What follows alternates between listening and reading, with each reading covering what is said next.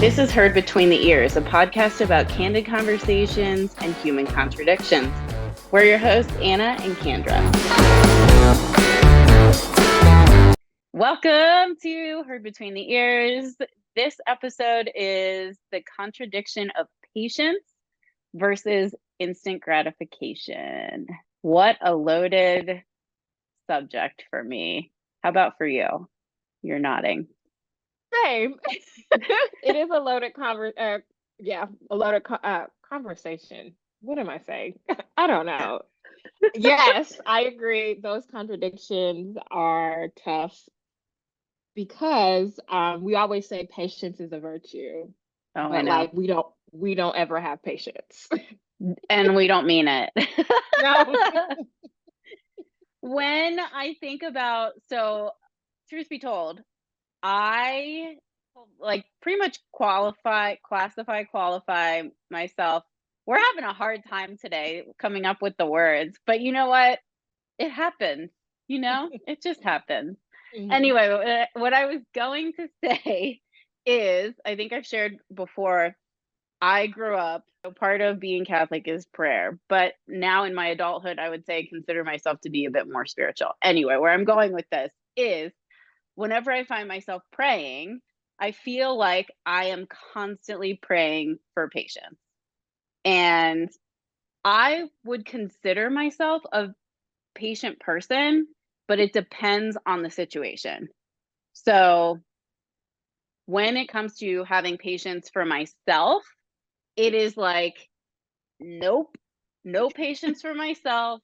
Don't want to pause, don't want to take a beat, don't want to take a breath, want to keep going, want to like use all the momentum that I have, etc. When it comes to patience with other people, I would say I'm definitely way more patient with other people. Except for, and I feel like everybody has this qualifier as well, the situation of like, if you need to really be somewhere, like, or if you're like, why can't you get to the same conclusion that I'm getting to faster? So it's this conditional patience. I And I go ahead. Yeah. I agree with that conditional patience, but I think my patience tends to wear out with my family. Yeah. I don't have enough patience for them, and I guess it's because I grew up with them, and so it's harder for me to like. I know all their quirks and Uh-huh. like when they're not getting stuff or when they're not listening. So I feel like I'm little less patient, especially with like my mom and my brother sometimes. But I think I agree with what you say. Like, if it's other people, like not my family, or I'm not as familiar with, I tend to be more patient with them Hmm. versus, you know, myself and others. Definitely. I, this week, so for example, in a work environment this week, and I know you're working up against deadlines as well. Like the two of us pretty much have jobs where it's pretty deadline driven. So a lot of the times it's this game of like connect the dots or like this progressive momentum where you're starting at point A and you got to get to point Z and you're taking the correct steps in between. This particular job that I have now, we're such a small team that it's kind of like all hands on deck all the time. Mm, And if I hand something off to somebody, they're also juggling so many other tasks that I feel like we still arrive at the same conclusion, but the way that we get there can be, it is no longer linear. mhm, It's it's like ping ponging all over the place. mhm. Do you feel like you kind of experience the same thing with what you're doing right now? Yeah, and on top of that, like I am good at a lot of different things. And Yeah. so like when I am choosing to delegate something to someone, but then they're not doing it in a not necessarily doing it the way that I would, but doing it in a quick enough where it's like, we have a deadline. What are you doing? I know this doesn't take that long. Why haven't you either gotten started on it, given me some feedback? Like, what is going on? I tend to be less patient with that. And I'm just like, Yeah. I'll start to like take control. It's like, all right, well, as if I don't have 50, 11 things to do. I'm Yeah. also going to take that back because you clearly aren't moving fast enough. Totally. It's again, it's one of those instances where it's like I'm generally a patient person with other people. However, if I feel like I can complete the task faster than you can, does it make more sense for me to hold it? Or if you delegate it to somebody, do you have the ability to sit back and truly let them do it and figure it out, or like just take it and run with it? Um, I I would say that when it comes to delegation, I'm really bad at it. yeah. Because I could just do a lot of things Hmm. myself. And again, this is where that like hyper independence slash Wonderful. control freak comes in. And so I think when I choose to delegate someone or have to, it's because it's most of the times I'm delegating because I have to, not because I want to. Right. If I delegate because I have to, I'm delegating because like I'm at my wit's end and I literally can't like take this on anymore. Right. And get it done. But like if I am choosing, which is rare, like I feel like I've chosen to delegate things like a couple handful of times, and every time I've taken it back. Yeah. Every Okay, single so time. this is where this like instant gratification piece comes in, especially in the workplace. And you can, I mean, we'll talk about all the different facets of life at this point, but you can already hear us like, oh, patient person, except for when it comes for, like XYZ, like it's conditional patience, like the instant gratification of I know I can get the task done. I'm going to be efficient. I want to check it off my list. I want to control, as much of the workload as I can, kind of thing.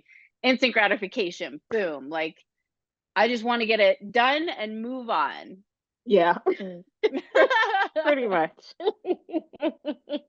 So like there's way more that we can chat about when it comes to work, and I want to shift gears a little bit and kind of relate this to like personal life. Mhm. And again, there's so many different facets of personal life. Let's do maybe relationships. So you mentioned family and Mhm. having conditional patience. I'm now coining the term conditional patience. You have I like conditional it. patience with your family. Yeah, like Mhm. neither one of us, like we preface the podcast with neither one of us are medical professionals, but you might hear a little trademark action coming your way on this conditional patience, because I think it's a good term. But with family, Mhm. conditional patience, particular. So, for example, you said you and your mom, you tend to have conditional patience with your mom more so, and your brother maybe more so than anyone else in your family. Mhm. I would say I probably have conditional patience with certain members of my family as well. And I think it's I- because we are admittedly the most similar. Like Mhm. I tend to pick on the people who I see the most of myself in. Mhm. And I think it shows up again because it's like these are, call it the best or the worst traits in myself. And so when you notice these things, it's just like you like magnetize two of them and you either pick on them or try to help or whatever, Mhm. instead of Mhm. keeping doing a little bit more self reflection Mhm. and Yeah, but also I think because my mom has said this to me, especially when I was growing up, like you have to have a little more patience with me. And I don't know, I can't give like concrete examples right now just because like there were so I feel like she so would say many that to me times, all the time. so She many would instances. say she would say that phrase to me like all the time. You So need I to have more can't like patience with me. Yeah. um so I think for me I get frustrated, and I think that's when I start to lose my patience. I get frustrated because like my mom is typically always ask me to do something when I'm already doing something else. Mhm. And it's just like, okay, and she wants me to do it now. And then like, so I have to stop what I'm doing to come do something else that she wants me to do. And then like that's when I tend to excuse me, lose my patience because I'm just like, well, you saw like what do you want me to do right now? You saw me doing something else. Then you tell me Yeah. I need to come do this right now. And so I'm Yeah. doing it, but I don't have the patience that I need to do it because I'm frustrated. And then you want to tell me that I need to have patience with you. Which is it? Yeah. Oh, but you bring up a good point. It's like timing, right? So like Mm-hmm. patience has this direct correlation with timing. Mm-hmm. And we have to do like this little self inventory of, do I have enough time to do this task, or uh hold on this idea, right? Mm-hmm. Mm-hmm. Um or do I want the instant gratification of right now? Mm-hmm. And I feel like Mm-hmm. most of the time when our patience runs thin, the timeline is like, it's timing is of the essence. It's now, like, let's get it done now, or like, I just want to not worry about it anymore. It's like a very emotionally charged situation. When you don't have the time that you need, it's an emotionally charged, conditionally patient, how many different adjectives can we string together, situation. Exactly. But I also think when I think of instant gratification, I have a lot of theoretical knowledge about the way people think, work, and do things. And so whenever I think or use the phrase instant gratification, I think about I always have a negative connotation with it and not necessarily a good thing. And so with instant gratification, it's always like those get rich quick schemes or the Ozempic craze. And no shade to anyone that is on Ozempic for weight loss issues, but like there's just things that people do, we as a society do because it's just who wants to work? Like really, who really wants to work? Like, cause I don't. Yeah. Yeah. I don't really like if I could just like be on vacation for the rest of my life and retired, I would love to do that. But that in order to do that, I need to, have money and I need to work to do that. But anyways, Right. Yeah. there's just so many people on the internet talking about these ideas of like how to get rich tomorrow or how to lose 10 pounds in 2 weeks. And it's just like that's not how any of this works. Right.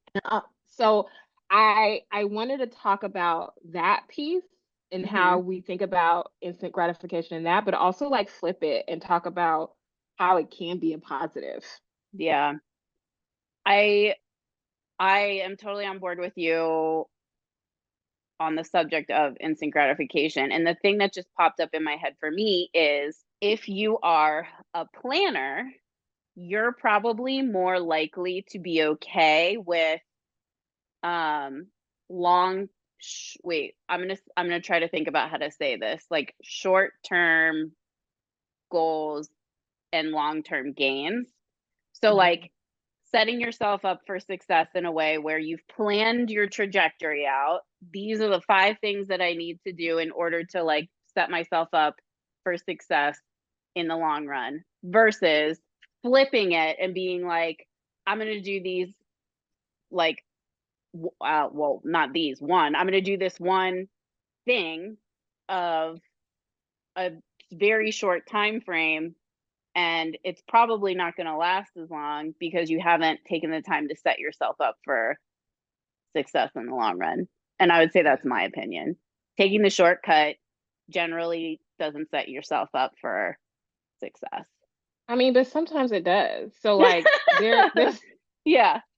like I don't want to knock that either because there's really no one way to do life. And so I remember growing up like how much adults used to push you have to go to college, you have to go to college, you have to go to college, you have to go to college. Hmm. And like within that those there were exceptions to those rules where people who didn't go to college were now multimillionaires like by the time I graduated from undergrad. And it's just Yeah. like, so I didn't need to go to college and take on all of this debt that I am still paying for. Right.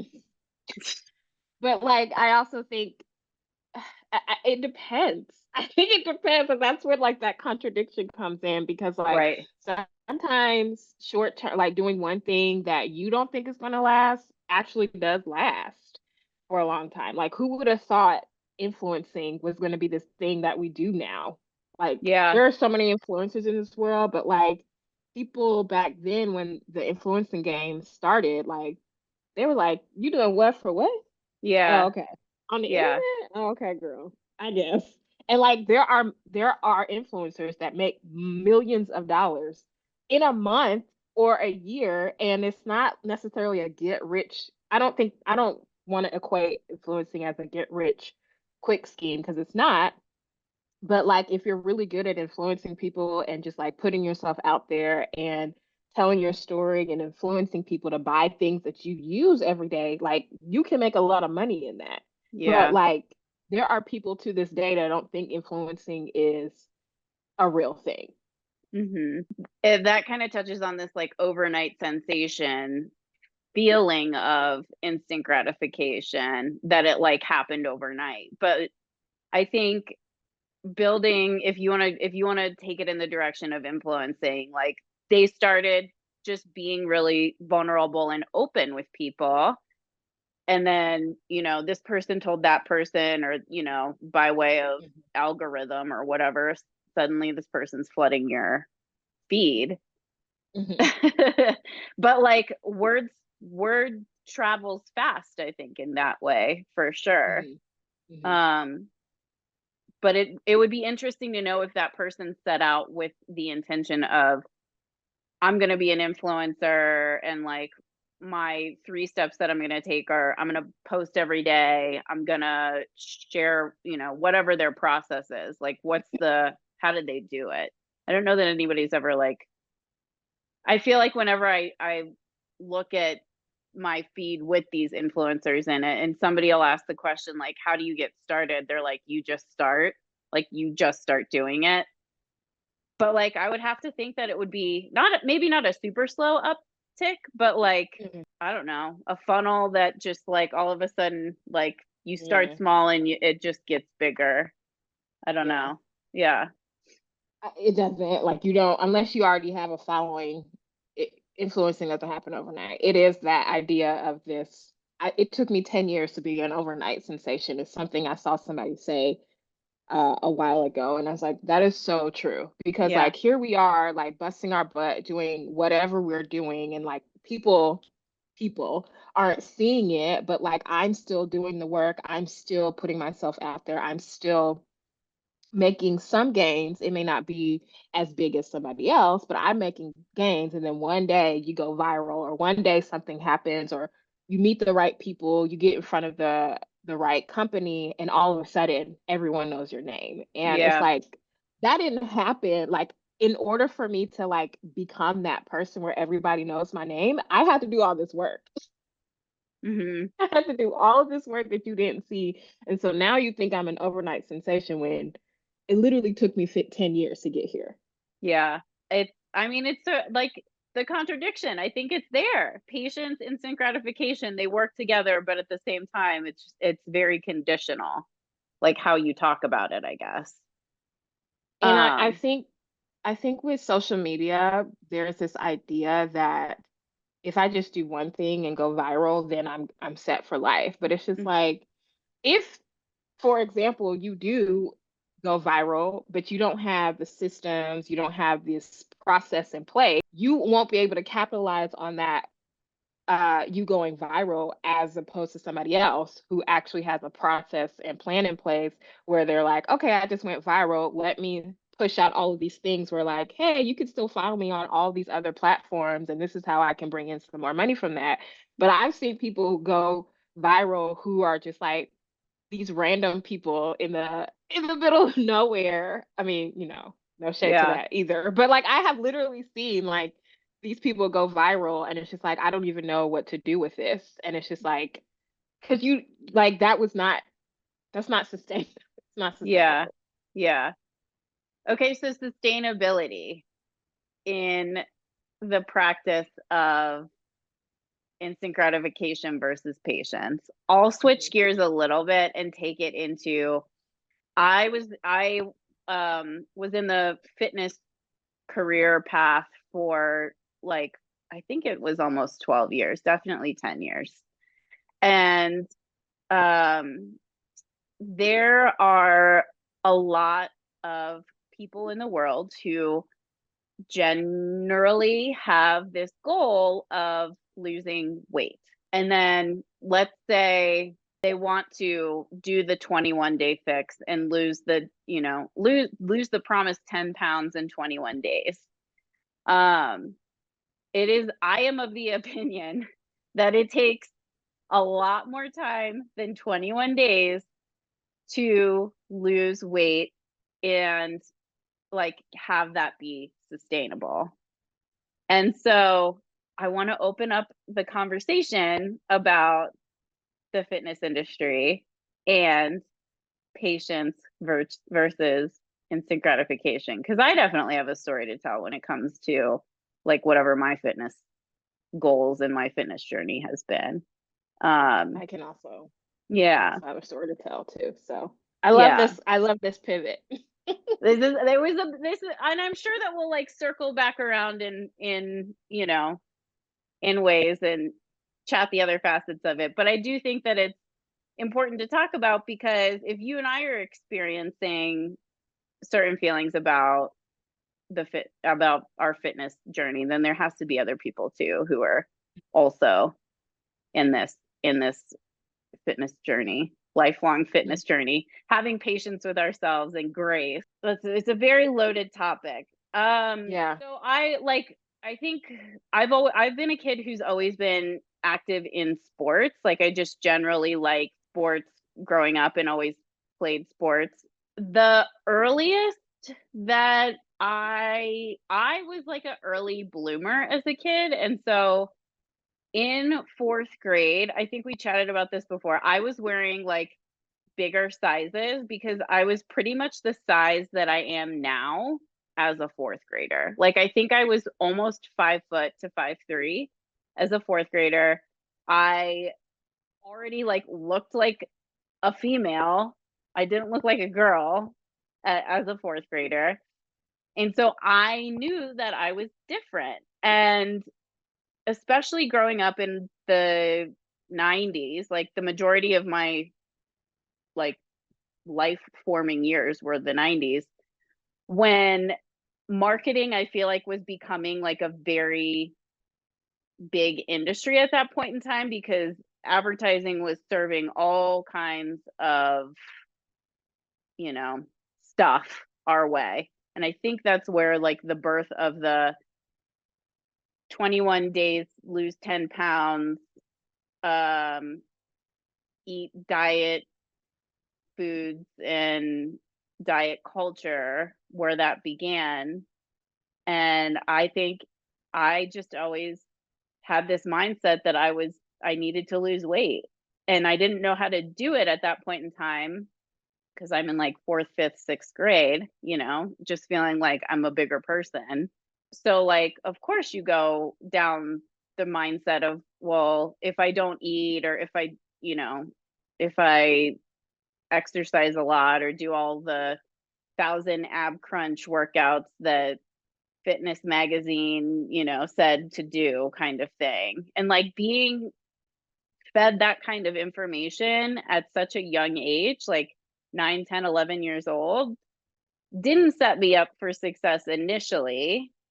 Um, but after finding the path of using fitness more as like a tool for mental release and enjoyment, like that's where it switched for me, where now I enjoy working out and use it as a way to connect with myself and reduce stress and anxiety. But I definitely was of the mindset where it's like, if you ate, you know, 2 sticks of celery and had a granola bar for the day, then You can lose 10 pounds and look like these 90s real thin models. Models. Yeah. I think for me, I'm still trying to get out of that mindset. And I feel Mhm. like there's a switch for me at the beginning of this year. But I, like you, I was an athlete. So I competed, I was a competitive gymnast. I was in a dance company. I did all of the things. Like Yeah. anything that I could do and try, I did it. I was a cheerleader in college. I was a gymnast up until high school. Like I was a pretty very athletically built person. Yep. And but also like my genetics kicked in around age 13. And so like I come from a line of women with big hips, big butt, and big thighs. And so like I don't think that compared to some of my aunties, cousins, I don't think I'm as big hipped, big butt, or big thigh like they are, but like for my frame, I am a little thick. Mhm. And so when my hips and thighs came in, like I had coaches tell me in as a gymnast at 13 that you needed to lose weight because, and it's so like that mindset has never really left because those are your formative years, right? Yeah. I'm Yeah. just growing into the person that I'm trying to be, and I can't control the fact that I got my hips in. Like I Yeah. don't even know, like I don't know how to stop that. And so I did struggle with, you know, not eating and uh doing things to try to like lose weight. But like I remember in college looking back on photos from me in high school and I was like sickly thin. And it Mm. like at the time I thought I was so big and I'm just Yep. like, baby girl, you can see like in for senior year of prom, I had it was a beautiful yellow dress. Oh my God, it was beautiful. But it was like it came down a little bit and then the back was out, but you could like see my rib cage. And I'm just Oh like, man. Yeah. Yeah. what? Nobody said anything to me when this was going on. But so fast forward to the pandemic Mhm. where I gained some weight. When I moved to Cincinnati, I gained probably 30 pounds. And Mm. so by 2022, I was like, okay, girl, you need to get your life. And not because that, well, A, because we're still in that mindset and still today. Like I still think about like I want to lose weight and do all these things. But for me, the clutch for me was like I couldn't walk up my my stairs to get to my apartment without stopping. Like I would Mhm. have to take breaks every couple of steps and I'm just like this has never happened to me before and I just need to start.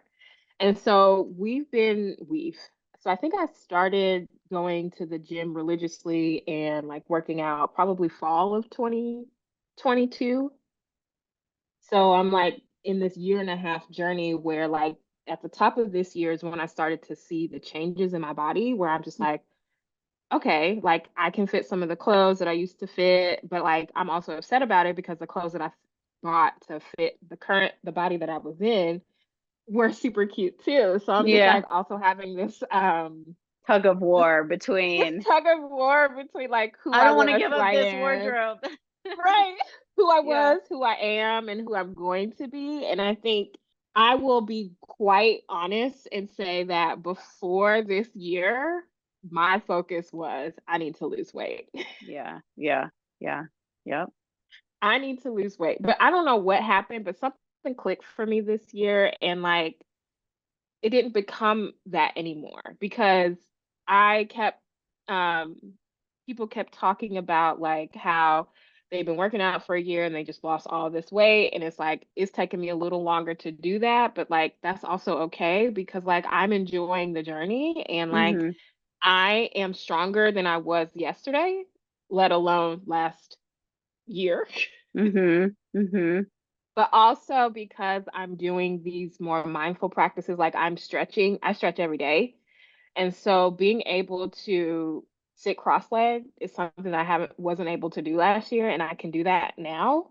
And Good. it's just like those little things are Yeah. like small wins for me that I'm just like, I really enjoy walking. I really enjoy stretching and being able to move my body in a way that I probably couldn't have 2 years ago. And so I think that switch in mindset for me really helped me appreciate the journey for what it is versus focusing on, I got to lose X amount of pounds so I can do X, Y, Z. And it's just like, I could do a lot now today than I could do a year ago. So that is nothing to like sneeze at. And I want to focus on like those small wins of Hmm. how I'm feeling better in the body that I'm in. Girl. Yes. I mean, you touched on so much. I can resonate with your journey very, very closely. I think body dysmorphia, again, just from the lens of ourselves, like we're always our own worst critic. And kind of like we touched on before, patience, it's conditional. So like the patience that you have for yourself now feels a lot different than the patience that you had for yourself in your formative years and as a teenager. Like the journey and the steps that you took to have this quote unquote like air quote thinner frame in a at a young time, because I can relate to this as well, like not understanding how genetics play a role in your fitness journey, in your development from a young child to a young adult to an adult. Um and it's just kind of like, when did we all get to the point where we were so impatient with ourselves and our journey, and you know celebrate the wins, to your point of like you really enjoy stretching and now you can sit cross-legged versus 2 years ago not being able to do that, and the steps that you took on like a more regular daily basis to like get there. Ver- Excuse me, versus being um like I can't sit cross-legged, so therefore I'm not going to take the steps to be able to, like, I'm not going to stretch, I'm just going to keep doing what I'm doing. Like there is definitely a constant tug of war, I think, for a lot of us, going back and forth between giving ourselves grace and compassion versus taking this really hard-nosed approach of like, I'll go to the extreme, like, oh my gosh, you're so, like, mentally, like, oh my gosh, like, you're so this or you're so that, or you don't care for the way that you look, or I need to lose this weight. And it's like, why? Like, why do you think that you need to lose weight? Because I will speak for myself. I'll look at a photo of myself and I'll be like, oh my gosh, like, I can't believe that I look like this. I thought that I looked so different. Hmm. And just like self and critiquing all of these areas, these problem areas. And then I'll look at a picture of myself from last year or 6 months ago and be like, I wish that I looked like whatever. Like it just never Hmm. seems to be like having the compassion for yourself to be okay with, this Hmm. is how I am today in this form, and accepting it, and being okay with the present instead of focusing so much on the past, or like these goals, these future goals, and wanting to take the shortcut but knowing that the shortcut isn't sustainable. It's really When not it comes to sustainable. fitness, Yeah. I'll say Yeah. I Yeah. would, yeah.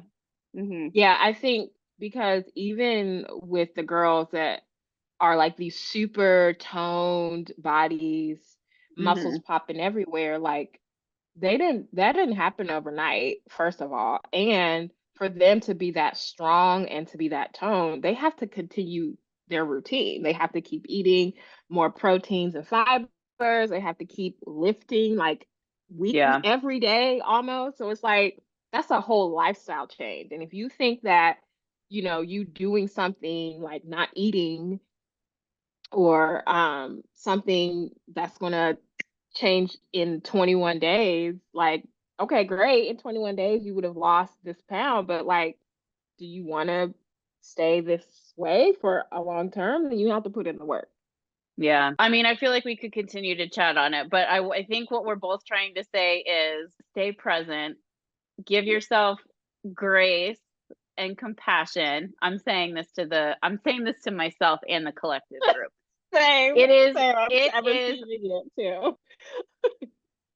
practice of giving yourself like grace, compassion. My therapist would say like talk to yourself at that moment in time, like talk to your young fourth grade 10-year-old self. What would you say to her? In my mind, I would not say to her, "Oh my god, you're so ugly, you're so fat, blah blah blah," whatever. I'd be like, "You are growing into a beautiful human being. You're doing the best that you can." You know, those moments that we need to look back and remember, how would you speak to yourself at that point in your life? Even today, like I don't think that I would speak to myself and be like, "You're so terrible, you're so this, you're so that." None of my girlfriends would do that to me. So having the patience, compassion, grace, staying present, All of the things. all of the All of the things. things. Yeah. Yeah. So we've Be talked kind to about yourself. patience and instant gratification a little bit in like work life, a little bit in money, a little bit in like fitness. What about romance? I don't think just because like I have trust issues with men in general, so it's never going to be an instant gratification for me. Yeah, yeah. I just always my instant gratification when it comes to like partnership or romance or whatever you want to intimate relationships. I I'm I'm 37. I am open to meeting somebody to have a relationship with. I want it to very much be the right person. I am not I have to come to terms with I am not in a rush to get into a relationship. Like I think Mhm. there's probably a group of women who they really really really want to have kids and they haven't found the right person. And what does having kids look like at this stage in life? And I think we can't use that as the driving force for getting into a relationship. Right. um just like not like ignoring red flags. Like you don't want to ignore red flags just for the sole purpose of having somebody that you can go out to dinner with on a Friday night kind of thing. I also challenge women that are so focused on having kids because like their biological clock is ticking. Like, are you pursuing that relationship because you want kids, or you're pursuing that relationship because you feel like it's the thing to do? Mm, Because there are so many different ways that women can have children now. So, yeah. like, if you really wanted a child and you have the means to, Yeah.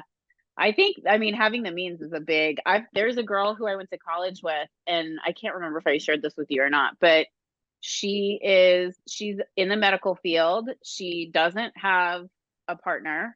We haven't spoken, so I'm not gonna like fill in the blank there. But what I did notice was she's like, "Hey, I'm taking this into my own hands. I found a donor, and I'm having a child because I've always wanted to be a mom." And I think she wants to have more than one kid. And she was like, if, for me, if I want to do this, I want to do this now. I personally haven't gotten to the point where I'm like, I want to have kids so badly that I want to make this happen for myself. For me, I'm more like, if it happens, great. If it doesn't happen, great. And be okay with it. But I mean, kind of to this whole point of like, survey the lay of the land, mhm, think about it, give yourself patience and whether it's coming up with a plan or whether it's just letting it be, not jumping into a relationship for the sake of jumping into a relationship. I was thinking about this the other day. I've definitely gone through stages of life where it's been like I've just had boyfriends, like collectively or whatever. And then this is really like, I think for the most part, since college, this is really like the first time that I've been out of a relationship for an extended period of time. And I'm actually okay with it because I want to be selective again. And Um, I think whether you believe in like manifestation or not, but like calling into your life the things that really matter to you and being like, I want it to be this type of person, or I want this type of situation to come into my life, or um, taking the steps to achieving goals, and having patience for it instead of being like, well, I'm willing to negotiate on that because there's somebody here who likes me, or this feels like a good way to, get a achieve this goal by skipping steps 3, 4, and 5. Yeah, I agree. I think everyone, not just women, I think everyone should consider or really probe about why they want to be in a relationship, Hmm. because I've heard and seen so many bad relationships. And Yeah. it's just like, so do you really want to be in this relationship, or you just don't want to be by yourself? Yeah. Because like if you don't want to be by yourself, maybe consider therapy, because like I think there's always an underlying issue. Something I've learned in therapy is there's always an underlying issue for how we interact and are today. And so really consider why you can't be by yourself. Or if it's the opposite, like why are you avoiding relationships? Therapy is the thing to do for anything. But I also think I think in any relationship, you need to go in with your eyes wide open. You can't have these blinders on, pretending like, well, this is how I want my relationship to be. And so I'm just going to ignore all the red, orange, yellow flags. It's Yeah. like, no, you have to know why you want to be in a relationship, and you need to be able to see the person for who they are and not who you can turn them into or who you think they're going to be in 5 years. You have to go in with your eyes wide open, knowing Yeah. what you know, and pursue a relationship that is good for the both of you, not just one person. Like, I don't want to be in a relationship where the other person is has this one thing, like, okay, this is how Kendra's going to be in this relationship, and I have this other opposite, like, this is how you're going to be in this relationship. It's like, no, no, no, no, no, no, no. We Yeah. need to have a consensus about what we want in our relationships and communicate. That's one thing that also is not, I've seen in these relationships that I know and hear of all the time. There's not a good communication foundation. And so like being able to communicate your needs, your wants, your desires is very important too. So I think I say all of that to say therapy. I think I agree with you. Therapy is the I place. I am I'm here for it. I'm so with you on it. I think again, it's building that self-awareness. It's Mhm. um asking yourself hard questions. It's understanding the type of person that you are, want to be, the balance between the two things, having patience. And if you're the person who likes instant gratification, ask yourself, why do I want, why does it need to happen now? Why is the timeline? Why is the time? Ask yourself why. Why now? That's always a good question. Question yourself. I mean, not in a way that's going to undermine you as a person, but like question your motives. Question like, is this really something that I want? Is this really something that I want to do? Like, why? Hmm. Just ask why. Like, go back to your childhood when we all used to ask the why questions, all Oh, 50, 11 yeah. of them, and to go down this rabbit hole that the adults couldn't answer. But just Yeah. why? Explore your why. And if you can't give a solid answer for that, then maybe you need to reconsider. So there you have it. A little bit of patience. I feel like we could go on and on and on. A little bit of patience, a little bit of instant gratification in the facets of our life that tend to stand out to us, whether it be societal, personal, what we're projecting onto ourselves, all of it, all the things. Is it secret question time? It It is is. secret question time. Okay, so then I'll go first. Okay, All right, you ready? absolutely. Hit me. So, would other people, meaning the people in your circle, would other people consider you a patient person? Yes. Explain. But then as soon as the words left my mouth, I had a conversation with a friend yesterday. She was like, Anna, you need to pause on your decision making. And I'll give you a super fast example. So I just Mhm. recently moved I've got a new background. I recently moved out of an old place and into a new place. What happened? I didn't give myself the extra time that I needed to make a very well thought out decision. I wanted to solve the problem, check the box, and move on. I should have just paused and given myself more time to figure the situation out. It all ended up working out. It's all good.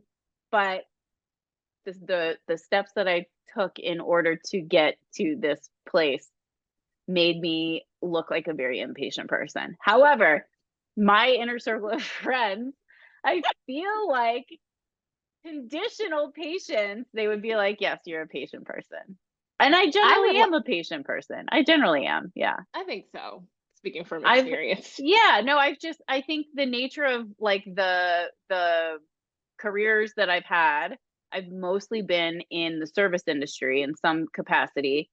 And you generally need to be a patient person because you always need, not always, you need to be able to communicate with people and receive feedback as well as give, offer direction or offer feedback. And I think you have to do it from a place of, I'm generally like concerned, or I generally care.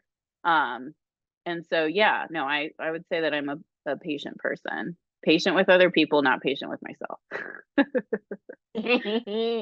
What about you? I think the people in my inner circle would say that I'm patient too. Like you said, just given the nature of how I am more, I'm an observer of things, so that requires patience. Mm-hmm. The work that I do requires a lot of patience. Yeah.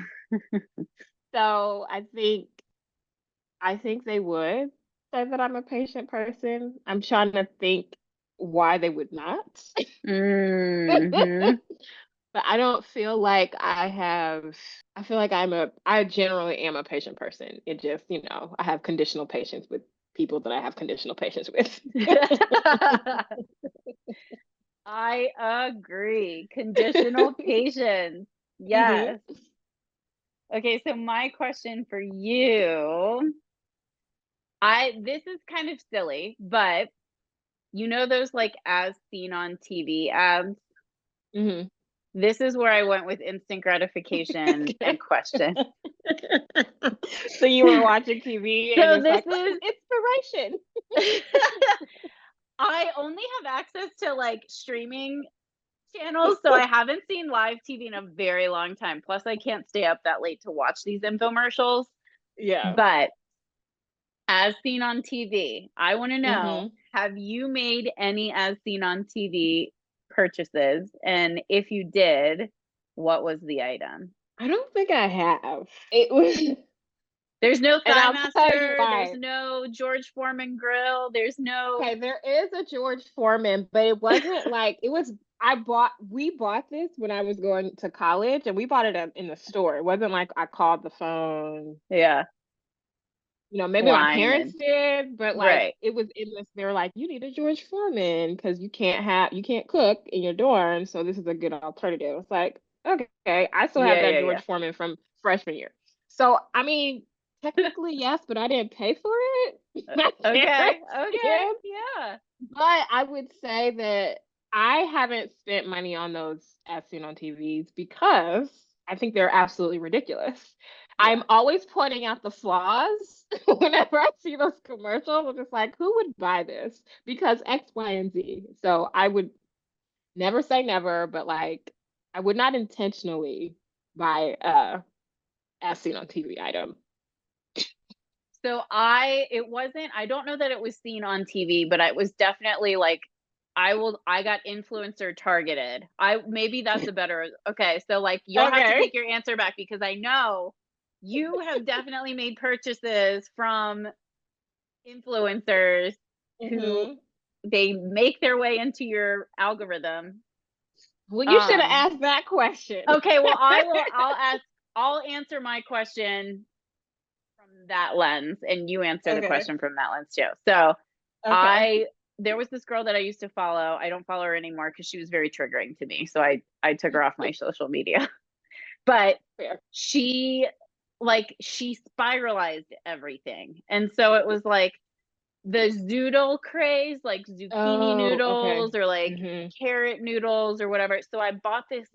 It's not that it's dumb. It was just like there were so many other different ways that I could have gone about getting a spiralized whatever, but Mm-hmm. I bought her piece of equipment, and it was like this big, and it was never like she'd be like, this is easy to clean, it's easy to store. I can't tell you how many times I cut myself on that thing.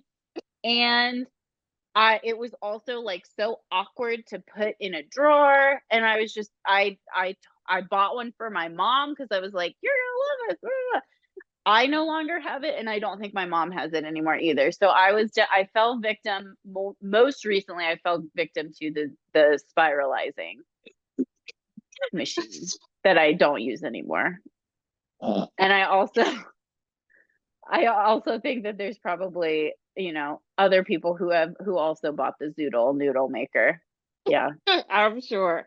So when it comes to being influenced by an influencer, I have been influenced to put things in my cart or like on my Amazon wish list, but I've never actually Mm, made purchases for them. And that's because I'm on a budget. I've yeah. always kind of been on a budget. And so like I don't just like spend things to spend things. I also like to do research on Yeah. the things that I purchase. So but I will say I have been in the market for a walking pad now that I'm like exclusively working from home. And Hmm. yesterday I was influenced to put one in on my Amazon wish list because I was just like, there's just so many walking pads out there. Hmm. And so like I need someone that's actually bought something and used it for Yeah. extended amount of time and then gave me rave reviews. And that's what happened yesterday. I'm on Tonic. Tonic is I love Tonic. Tonic is a they make website, they're marketing. So they make websites and templates and Canva templates and all these things. And if you don't know Jen, her name is Jen. I knew it would give you there. And so she has this most amazing newsletter. Like I read her newsletter every Friday because she is the one person that keeps me captivated on these long ass. Mm. They're super long, but the way that she makes her marketing brain works, and she'll use this random story in her life, and she'll connect it to this marketing piece. I'm just like, I want your brain, and it's pretty freaking amazing that you're able to do this every week. But anyway, so yesterday in her newsletter, she talked about this walking pad that she got on Amazon, and she'd been using it for like 6 weeks, I think, and raved about it. And I was just like, all right, I'm putting that on my to-do list. I haven't bought it yet because again, I'm on a budget and I'm not spending $300 for a walking pad right now.